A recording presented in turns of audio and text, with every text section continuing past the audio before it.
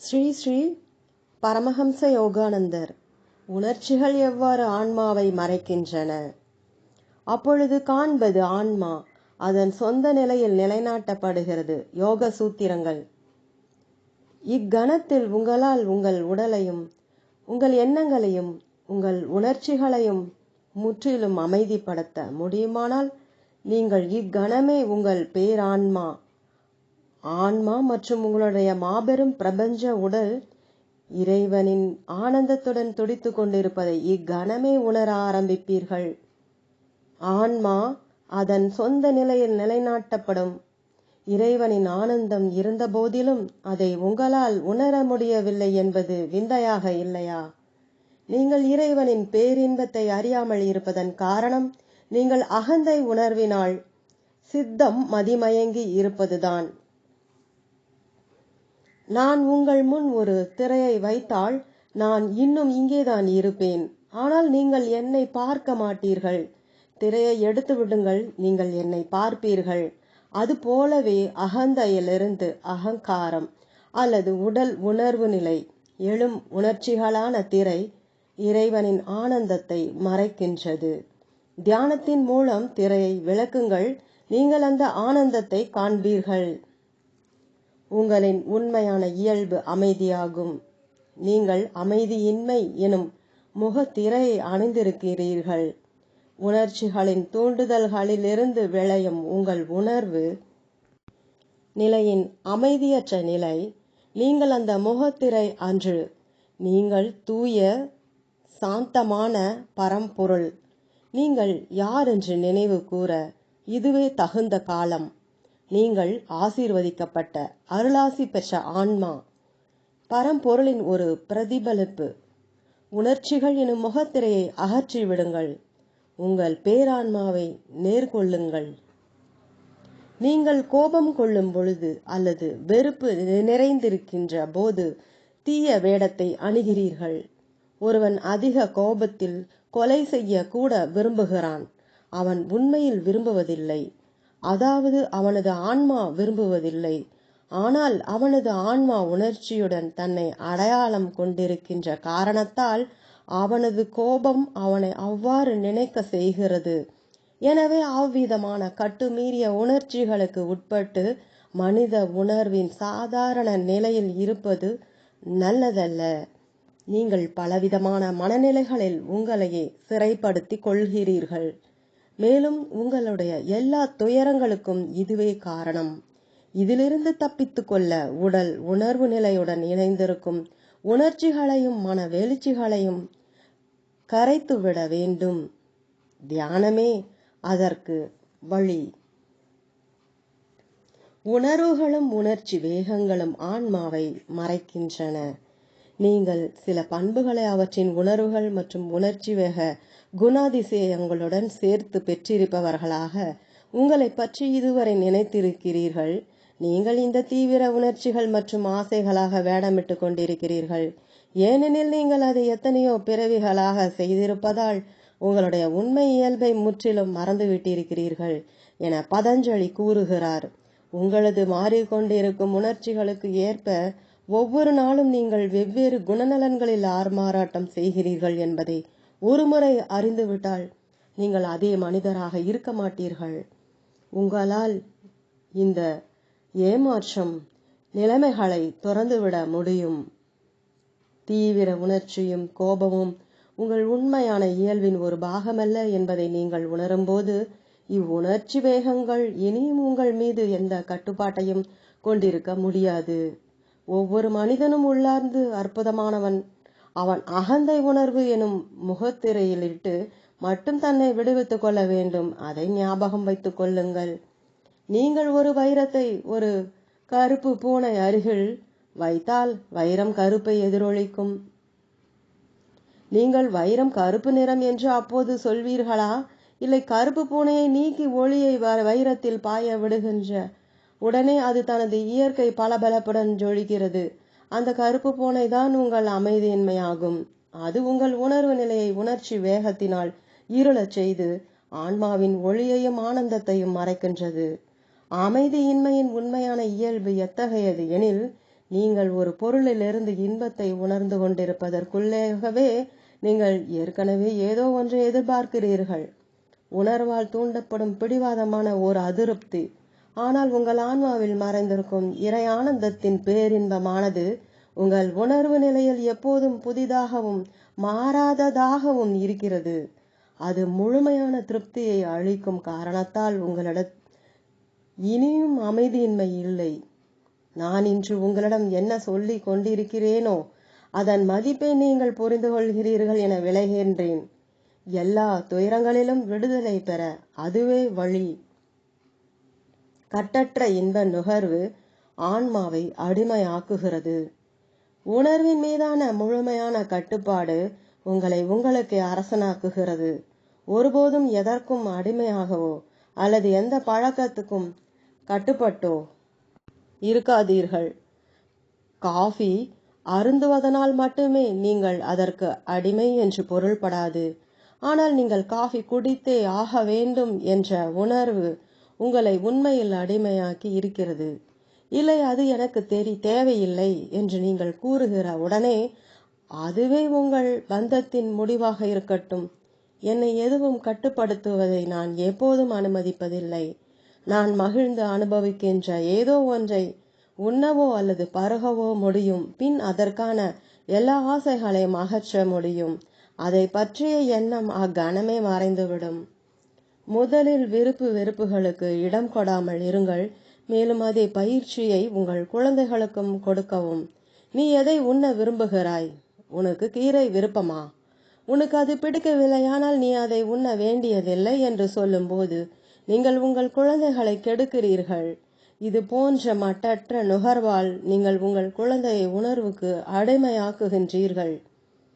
நீங்கள் கேட்கக்கூடும் உணர்வுகளையும் விருப்பு வெறுப்புகளையும் விட்டொழித்தால் நாம் உலகிற்கு ஊமையான சடப்பொருள் போல் உபயோகமற்று ஆகிவிட மாட்டோமா? இதைத்தான் பதஞ்சலி நமக்கு போதித்திருக்கின்றாரா? இல்லை, நீங்கள் உங்களுடைய உணர்ச்சிகளை வசப்படுத்தும் திறனை பெற்றிருந்தால் உங்களுடைய உண்மையான நிலையில் இருக்கின்றீர்கள் என்று அவர் சொல்கிறார். ஆன்மாவின் உண்மையான நிலை பேரின்பம், விவேகம், அன்பு, அமைதி. நீங்கள் எதை செய்து கொண்டிருந்தாலும் சரி, நீங்கள் அதை மகிழ்ந்து அனுபவிக்கும் அளவிற்கு மிகவும் சந்தோஷமானதாக இருப்பது, எதிலும் திருப்தி காண இயலாமல் அமைதி அற்ற அரக்கன் போல் உலகில் பெருங்குளறுபடிகளை உண்டு பண்ணி கொண்டிருப்பதை விட அது அதிக நன்மையானதல்லவா? உங்களின் உண்மையான சுயத்தில் நிலைத்திருக்கும் போது நீங்கள் இறை ஆனந்தத்துடன் ஒவ்வொரு பணியையும் செய்கிறீர்கள் மற்றும் எல்லா நல்ல விஷயங்களையும் மகிழ்ந்து அனுபவிக்கிறீர்கள். இறைவனின் போதையூட்டும் பேரின்பத்தில் நிரம்பி நீங்கள் எல்லா செயல்களையும் மகிழ்ச்சி பொங்க நிறைவேற்றுகின்றீர்கள். இந்துக்கள் ஆசையை துறப்பதினால் விளையக்கூடும் ஒருவிதமான மன அழிவை போதிப்பதாக பலர் நினைக்கின்றனர். மாறாக இந்து தத்துவத்தின் இலக்கு நிலையான பேரின்பமாகும். வாழ்வை துறப்பதினால் சுதந்திரமோ அல்லது மகிழ்ச்சியோ இல்லை. அதை பற்றிய நினைவே வேதனை அளிப்பதாகும். நீங்கள் விரும்புவது ஒருபோதும் சலிப்புறா ஓர் ஆனந்தம். மேலும் உங்கள் உண்மையான ஆன்ம இயல்பில் நிலை கொள்வதன் மூலம் நீங்கள் அதை அடைய முடியும் என்பதைத்தான் பதஞ்சலி போதிக்கின்றார். ஒரு சீரான மனோபாவம் ஆன்ம விழிப்புணர்வை வளர்க்கிறது. பின்பு எழுகின்ற கேள்வி, நாம் ஆசைகளையும் உணர்வுகளையும் மட்டுப்படுத்துகிறோமானால் நாம் எவ்விதம் எந்த விஷயத்திலும் உண்மையிலேயே ஆர்வம் காட்ட முடியும்? தாங்கள் செய்து கொண்டிருக்கும் செயலில் எந்த ஆர்வமும் இல்லாமல் வேலை செய்கிறவர்களை நீங்கள் பார்த்திருக்கிறீர்கள். அவர்களுடைய வேலையும் மனோபாவமும் அதை காட்டுகின்றன. அவர்கள் தங்களது வேலையை செய்து கொண்டிருக்கிறார்கள் என கூற இயலும் வரை அவர்களின் செயலின் விளைவை பற்றி கவலைப்படுவதில்லை. ஆனால் ஒருவன் தான் நேசிக்கும் பெண்ணுக்காக மிகவும் கடினமாகவும் மனப்பூர்வமாகவும் வேலை செய்கின்றான். அவன் தனக்காக செய்வதை காட்டிலும் தான் நேசிக்கும் ஒருவருக்காக அதிகமாக செய்வான். இதுவே இறைவனுக்கு சேவை செய்கிற வழி. மேலும் நாம் இறைவனை நேசிக்கின்றோமானால் இப்படித்தான் நாம் உணர்வோம். நாம் இறைவனுக்காக மகிழ்ச்சி பொங்க வேலை செய்வோம். ஒரு உச்ச அளவில் வாழ்க்கையில் முன்னேற ஒரு தானியங்கம் எந்திரம் போல இடைவிடாது வேலை செய்ய வேண்டும் என்ற எண்ணம் கொண்ட மனிதர்கள் இருக்கின்றனர். ஆனால் வேறு உச்ச அளவில் இருப்பதும் அதை போன்றே மோசமானதே. இவர்கள் ஆன்மீக விஷயங்களில் நாட்டம் கொண்டவுடனே மற்ற எல்லா விஷயங்களிலும் ஆர்வம் இழக்கின்றனர். இது தவறான மனப்பாங்காகும். இந்தியா அவளுடைய சுதந்திரத்தை இழந்ததற்கு இது ஒரு காரணம். அவள் பற்றற்ற நிலை கொள்கையை தவறாக பயன்படுத்தியதே. தவச்சாலையில் அழுக்கு சேர்ந்தால் என்ன, அது பரவாயில்லை, ஏன் கவலைப்பட வேண்டும்? அதை பற்றி எதையாவது செய்ய வேண்டும் என்றால் லோகாயத பிரச்சனைகள் மேல் மிக அதிக கவனம் தேவைப்படுகிறது. பற்றற்று இரு, முடிந்த அளவு லோகாயத செயல்களை துற என எண்ணினாள். இத்தகைய மனோபாவமானது பொய்யான ஆன்மீகம் எனும் போர்வையின் கீழ் மன சோம்பலை மறைக்கிறது. சிறந்த மகான்கள் உலக விஷயங்களில் மிக்க ஆர்வத்துடன் ஆனால் பற்றேதும் இன்றி இருக்கின்றனர் என்பதை நான் கண்டேன். குருதேவரிடம் சுவாமி ஸ்ரீ யுக்தேஸ்வரர் ஏதாவதொரு நேர்த்தியான பொருள் கொடுக்கப்பட்ட போது அதை அக்கறையுடன் பாதுகாப்பார். ஆனால் அது உடைந்துவிட்டால் அவர் சிரிக்க மட்டுமே செய்வார். என் கவனிப்பு முடிந்துவிட்டது. அதற்காக எவ்வளவு கவனத்தை கொடுக்க வேண்டியிருந்தது. அவர் உண்மையிலேயே பற்றற்று இருந்தார். நானும் அத்தகையவாறே உணர்கிறேன். இறைவன் எனக்கு அளிப்பது எதுவாயினும் நான் மதித்து பாராட்டுகின்றேன். ஆனால் அதை இழந்துவிடும் பொழுது அது இல்லாத குறையை நான் உணர்வதில்லை. ஒருமுறை எனக்கு ஒருவர் ஒரு விலையுயர்ந்த ஆடையான ஒரு அழகிய மேலங்கியும் ஒரு தொப்பியும் அளித்தார். அப்பொழுது எனது கவலை தொடங்கியது. அது கிழிந்து விடவோ அழுக்காகி விடவோ கூடாதே என்பதை பற்றி நான் அக்கறை கொள்ள வேண்டியிருந்தது. அது என்னை அசௌகரியத்திற்கு உள்ளாக்கியது. நான் கூறினேன், இறைவா, எதற்காக எனக்கு இனி இந்த சங்கடத்தை கொடுத்தாய்? ஒரு நாள் இங்கே லாஸ் ஏஞ்சல்ஸில் ட்ரினிட்டி ஹாலில் நான் உரையாற்ற வேண்டியிருந்தது. நான் அரங்கத்தை அடைந்து எனது மேலங்கியை கலற்ற துவங்கிய போது இறைவன் என்னிடம் கூறினான், உனது உடைமைகளை மேலங்கியின் பைகளிலிருந்து எடுத்துவிடு. நான் அவ்வாறே செய்தேன். எனது உரைக்கு பிறகு பொருள் வைப்பு அறைக்கு நான் திரும்பிய பொழுது மேலங்கியை காணவில்லை. நான் கோபமடைந்தேன். உடன் இருந்தவர்களில் ஒருவர் கூறினார், கவலைப்படாதீர்கள், நாங்கள் உங்களுக்கு வேறொரு மேலங்கியை தருகிறோம். நான் கூறினேன், மேலங்கியை இழந்து விட்டதற்காக நான் கோபப்படவில்லை. ஆனால் அதை எடுத்து சென்றவர் அதற்கு பொருத்தமான தொப்பியையும் கூட எடுத்து செல்லவில்லையே என்பதற்காகத்தான். உங்களது உணர்ச்சிகள் உங்களை ஆளவிடாதீர்கள். உங்களது உடைகள் மற்றும் பிற உடைமைகள் குறித்து எப்பொழுதும் நீங்கள் உங்களையே அலட்டி கொண்டிருக்காதீர்கள் என்றால் உங்களால் எப்படி மகிழ்ச்சியோடு இருக்க முடியும்? தூய்மையான ஆடைகளை நேர்த்தியாக அணிந்து பின் அவற்றை பற்றி மறந்து விடுங்கள். உங்கள் வீட்டை சுத்தம் செய்துவிட்டு அதை மறந்து விடுங்கள். மிக அழகாக ஏற்பாடு செய்யப்பட்ட ஒரு இரவு விருந்தில் நான் ஒரு முறை விருந்தினராக இருந்தேன். உணவை நன்றாக மகிழ்ந்து அனுபவித்தேன். ஆனால் காரியங்கள் எல்லாம் சரியாக செல்ல வேண்டுமே என்ற விருந்தளிப்பவர்களின் பதற்றம் எவ்வளவு என்றால் அது முழு நிகழ்ச்சியையும் ஊறு செய்தது. கூருணர்ச்சி கொண்டவர்கள் உங்கள் பதற்றத்தை உணர்கின்றனர். ஏன் கவலைப்பட வேண்டும்? உங்களால் முடிந்தவரை மிக நன்றாக செய்யவும், அதன் பின் பதற்றமின்றி இருக்கவும். விஷயங்களை கட்டாயப்படுத்துவதை காட்டிலும் அவற்றை இயல்பான வழியில் நடைபெற விடுங்கள். அப்போது உங்களை சுற்றி இருப்பவர்கள் கூட பதற்றமின்றி இருப்பர். செயல் வாழ்க்கை அல்ல, அது வாழ்க்கையின் வெளிப்பாடு. ஆனால் சிலர் உணர்ச்சி வேகத்துடன் வெடித்து கொண்டு தங்களை துன்பத்துக்குள்ளாக்கும் அளவிற்கு இடையறாது செயல்படுகின்றனர். சாதாரண மனிதன் எப்பொழுதும் ஓய்வில்லாமல் எப்பொழுதும் இயங்கிக் கொண்டு ஒரு கோடியிலிருந்து மற்றொன்றிற்கு முன்னும் பின்னும் ஆடிக்கொண்டிருக்கும் ஊஞ்சலை போன்றவன். இது மிருக நிலையை விட சிறிதளவே உயர்ந்தது. மறுபுறம் யோகி அசைவில்லா ஊசலை போல தன் உண்மையின் இயல்பில் நிலைத்திருந்து எப்போதும் அமைதியாக இருக்கிறார். அவர் செயல்பாட்டில் இருக்கும்போது அதிவேகமாக செயல்பட முடியும். ஆனால் அவர் நிறுத்தும் போது அவர் மறுபடியும் உள் மற்றும் வெளி அமைதியில் நிலைத்து விடுகிறார். கூறிய ஆனால் பற்றற்ற ஆர்வத்துடன் வேலை செய்யுங்கள். ஆகவே நாம் இவ்வுலகில் ஆர்வத்துடன் செயலாற்ற கற்றுக்கொள்ள வேண்டும். ஆனால் பதற்றம் மற்றும் பற்றற்றும் இருக்க வேண்டும். மகிழ்ச்சி நிறைந்த உற்சாகமின்றி எவ்வாறு வேலை செய்ய முடியும் என எனக்கு தெரியாது. ஆர்வம் கொண்டிருப்பது இயல்பானது. அது இல்லாமல் நம்மிடம் ஊக்கத்திற்கான தூண்டுதல் இல்லை. எல்லா விஷயங்களும் இறைவனுக்காக செய்து கொண்டிருப்பதில் மிக அதிக ஆர்வம் கொண்டிருங்கள். உங்களுடைய மிக உயர்ந்த இன்பம் இறைவனுக்காக வேலை செய்வதும் திட்டமிடுவதும் தான் என்ற அளவிற்கு இறைவனை நேசியுங்கள். இறைவனுக்காக விஷயங்களை செய்து கொண்டிருப்பது வெகு அதிக திருப்தி அளிக்கும் மிகவும் சொந்தமான அனுபவம். இறைவனுக்காக இந்த கட்டிடத்தை செப்பனிடுவதில் நான் அத்தகைய ஆனந்தத்தை காண்கிறேன். ஆனால் ஏதேனும் தவறாகும் போது நான் கொஞ்சம் கூட நிலைகுலைவதில்லை. நான் எதற்கு நிலைகுலைய வேண்டும்? நான் முடிந்தவரை நன்றாக செய்தேன். ஆம், இதைவிட நன்றாக செய்ய முயற்சி செய்வேன். ஆனால் துன்பம் என் அமைதியை குலைக்க விடமாட்டேன். அது ஓர் அற்புதமான எண்ணம் இல்லையா? ஏன் இல்லை? நீங்கள் இந்த உலகை படைக்கவில்லை, இறைவன் படைத்தான். நீங்கள் இந்த உலகில் வாழ்வது உங்களையே மகிழ்வித்துக் கொள்ள மட்டுமே. என ஏன் எண்ண வேண்டும்? தனக்காக வாழ்வதே எல்லா துன்பத்துக்கும் மூல காரணம். ஒரு சமயம் நான் மலரை பார்த்து அதன் மனத்தை மகிழ்ந்து அனுபவித்தேன். எனக்காக மற்றும் என்னுடையதாக. ஓடையின் அழைப்பை நான் கேட்டேன். அது எனக்காக மற்றும் என்னுடையதாக. இப்போது அக்கனவிலிருந்து விழித்து செவி மடுக்கிறேன். அது உனக்காக, உன்னுடையதாக மட்டுமே.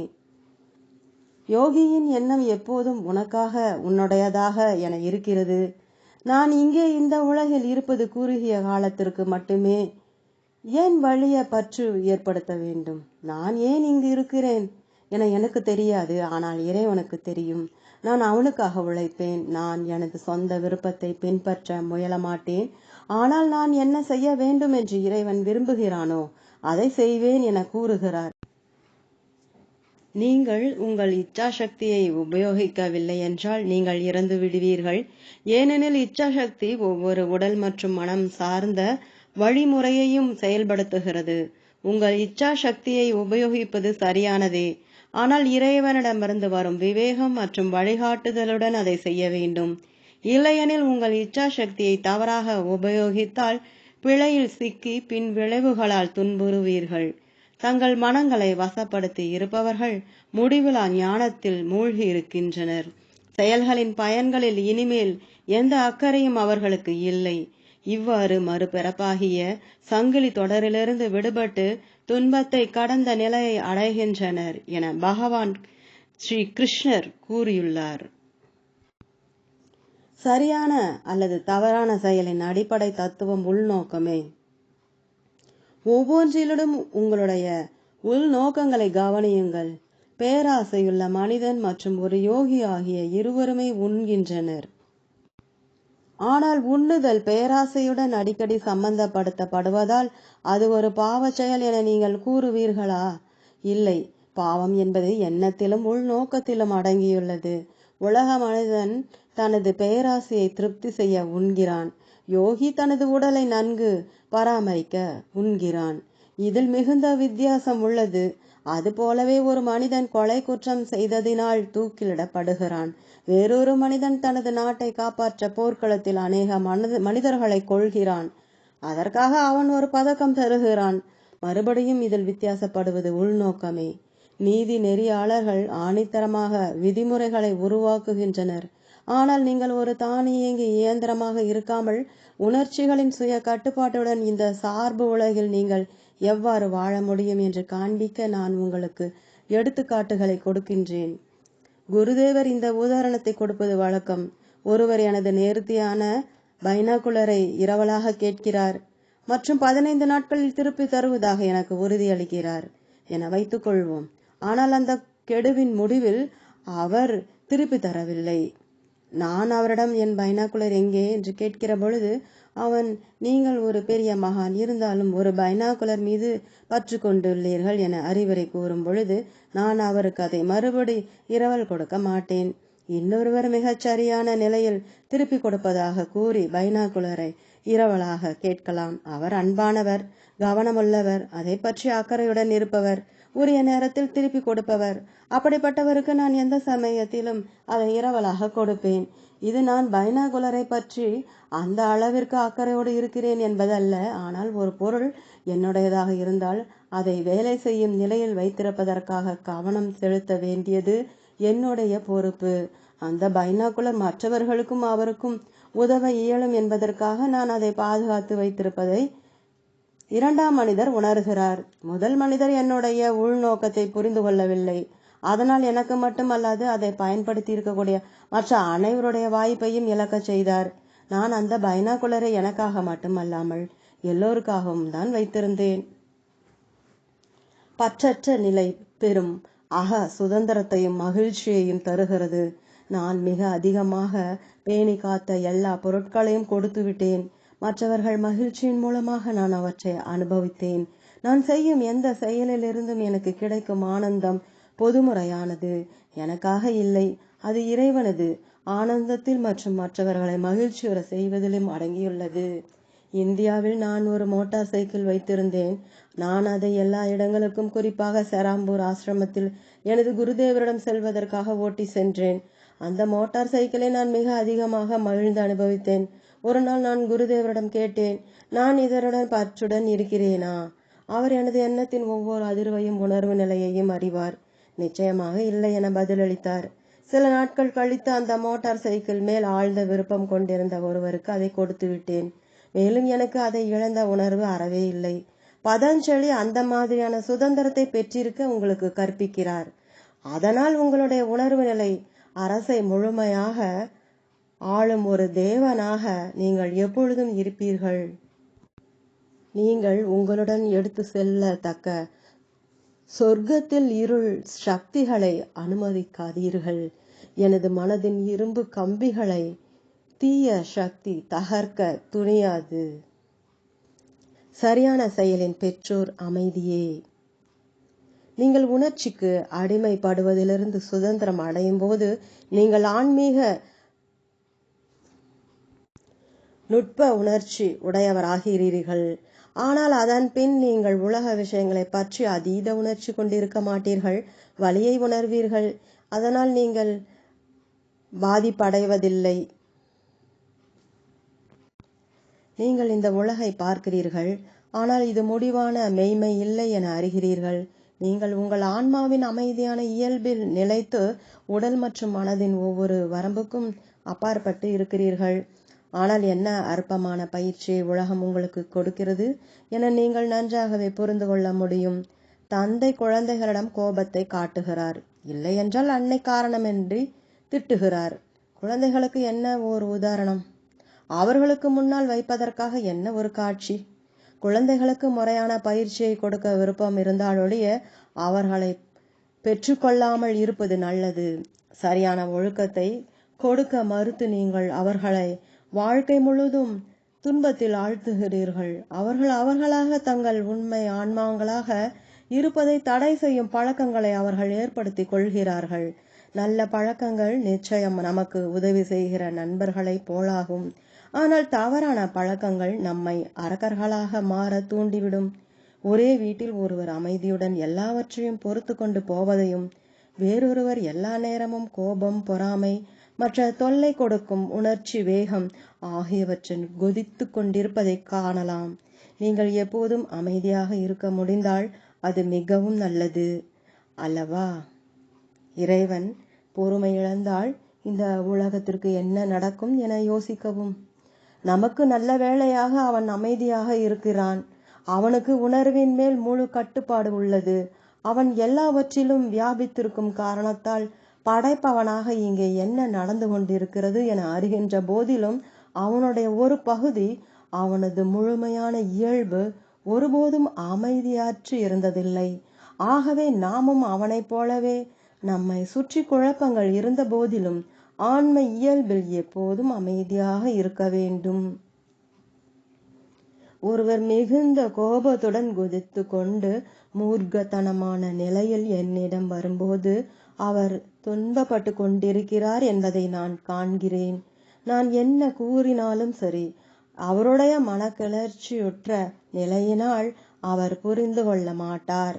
ஆனால் நான் என்னையே கட்டுப்பாட்டில் வைத்திருந்தால் நான் அவரை அமைதிப்படுத்தி அவர் நியாயத்தை ஏற்றுக்கொள்ள செய்ய முடியும் வரை அவரை இணக்கமாக்க முடியும். எனது ஆன்மாவின் அந்த அமைதியை நான் ஒருபோதும் இழந்ததில்லை. நான் அதை இழந்திருந்தேனானால் என் மனம் என்ன காரணம் அளித்திருந்தாலும் கடவுளை இழந்திருப்பேன். கடவுளுடன் அங்குதான் நீங்கள் வெற்றி பெற வேண்டும். அகத்தே, நீங்கள் எப்பொழுதும் முழு நிறைவான அமைதியில் நங்கூரமிட்டிருக்க வேண்டும். ஒருவர் கோபத்தில் உங்களிடம் வரும்போது உங்களுடைய சுய கட்டுப்பாட்டில் இருங்கள். நான் நிதானத்தை இழக்க மாட்டேன். அவருடைய உணர்வு மாறும் வரை நான் அமைதியை தொடர்ந்து வெளிப்படுத்தி கொண்டே இருப்பேன். அப்போது நீங்கள் சித்தத்தின் முழுமையான கட்டுப்பாட்டை நிரூபித்துக் கொண்டிருக்கிறீர்கள். அமைதியான உணர்வை பெற்றிருப்பது என்பது நீங்கள் எப்போதும் புன்னகைத்து கொண்டும் ஒவ்வொருவருடனும் அவர்கள் என்ன கூறினாலும் சரி உடன்பட்டும் இருப்பதாக அர்த்தம் இல்லை. நீங்கள் உண்மையை மதிக்கிறீர்கள், ஆனால் அதை கொண்டு எவரையும் கோபமூட்ட விரும்பவில்லை என்பதில்லை. இது ஓர் உச்சபட்சத்திற்கு செல்வதாகும். தம்முடைய நல்ல இயல்பு புகழப்பட வேண்டும் என்ற ஆசையினால் ஒவ்வொருவரையும் இன்பமுற செய்ய இம்மாதிரி முயற்சி செய்பவர்கள் உணர்வு கட்டுப்பாட்டை அவசியம் பெற்றிருப்பதில்லை. உங்கள் நடத்தை நேர்மையாக இருந்தால் இனிமையாகவும் உடன்பட்டும் இருப்பது நல்லதாகும்.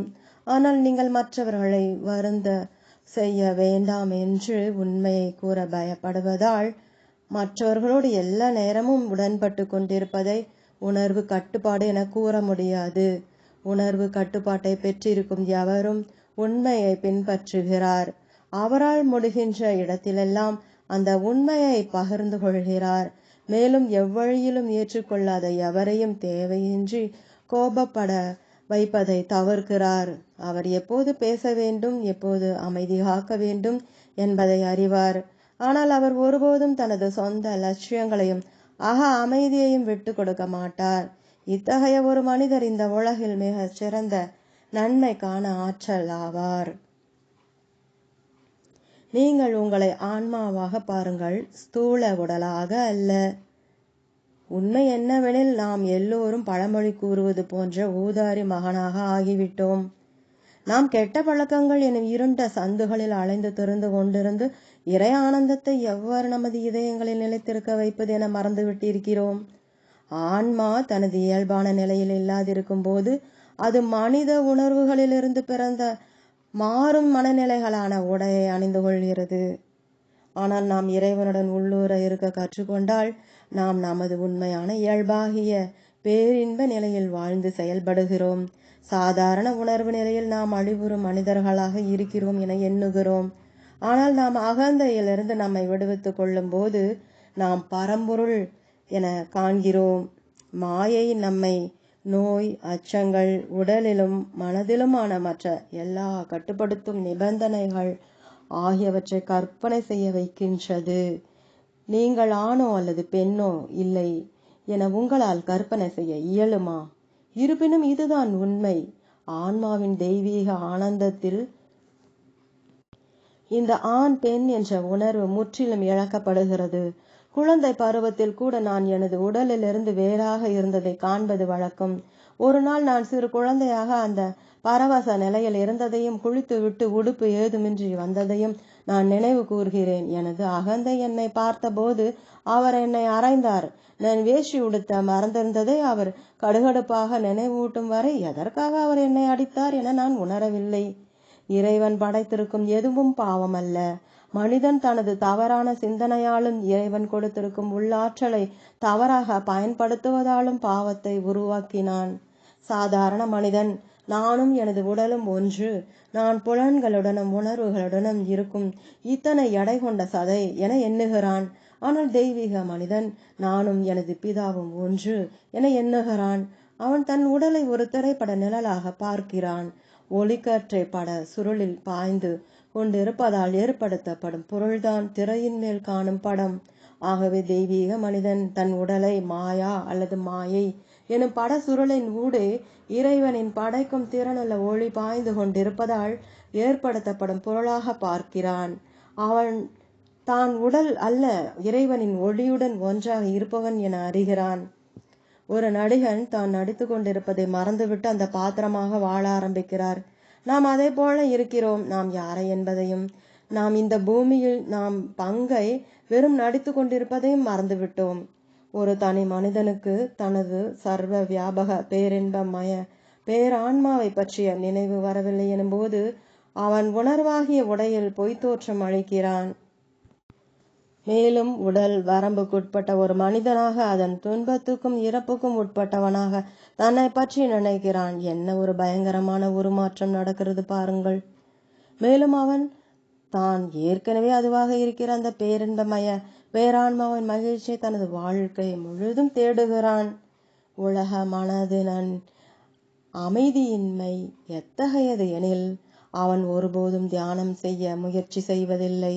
அவன் ஒருபோதும் அகமுகமாக ஆராய்வு செய்து தன்னை அறிய முயற்சி செய்வதில்லை. மிருகங்கள் செய்வதைப் போல வெறும் வேலை செய்வது, உண்பது, உறங்குவது என்பதை விட மனத்தை மேம்படுத்துவது எவ்வளவோ மேலானது. ஆனால் பகுத்தறிவு தளத்தில் எப்போதும் இருப்பதும் கூட உங்கள் உண்மையான பரம்பொருளுக்கு எதிரான ஒரு பாவமாகும். ஏனெனில் நீங்கள் பகுத்தறிவின் மூலம் அனுபூதியின் வாயிலை சென்றடையலாம் என்ற போதிலும் நீங்கள் அடுத்த அடி எடுத்து கதவை திறப்பதில்லை. ஆன்மீக மேம்பாடு பகுத்தறிவை தாண்டியது. ஆழமான தினசரி தியானம் மூலம் மட்டுமே நீங்கள் அனுபூதியின் வாயிலை திறக்க முடியும். ஆழ்ந்த தியான பயிற்சி செய்து அதன் பலன்களை தக்க வைத்துக் கொள்ளவும். அத்துடன் தியானத்தில் நீங்கள் உணர்வதை எல்லா நேரங்களிலும் உங்களுடன் வைத்துக் கொள்ள வேண்டும். பெரும்பாலும் மக்கள் பழக்கத்தின் காரணமாக அரை மனதுடன் தியானம் செய்கின்றனர். மேலும் அவர்கள் தியானத்தின் செயல்முறையை முடித்தவுடன் தங்களுடைய பழைய நிலைக்கு சென்று விடுகின்றனர். நீங்கள் அமைதியின் முழு ஆழத்தையும் தியானத்தின் முழு ஆனந்தத்தையும் அடைந்து அதன் பின் அமைதியான பின் விளைவுகளை தக்க வைத்துக் கொள்ள வேண்டும். அப்போதுதான் நீங்கள் மாறுவீர்கள். இந்த உடல் ஒரு நாளில் 4 மாறுகின்ற வேளைகளின் மாற்றங்களுக்கு உட்படுகிறது. காலை சூரிய உதயத்தை ஒட்டிய காலம், நண்பகல் மாலை சூரிய அஸ்தமனத்தை ஒட்டியது, இரவு 9 மணிக்கும் நடுஇரவுக்கும் இடைப்பட்டது. இந்த காலங்களில் தியானம் செய்வது அதிக நன்மை பயனுக்கும். ஆழ்ந்த தியானம் மற்றும் தியானத்தின் அமைதியான பின் விளைவுகளை தக்க வைத்துக் கொள்வதால் வரும் உணர்வின் முழுமையான கட்டுப்பாடு இவை ஆன்ம அனுபூதியின் பரவச நிலையும் இறைவனுடன் ஒன்றியுள்ள நிலையுமான சமாதிக்கு இட்டு செல்கிறது.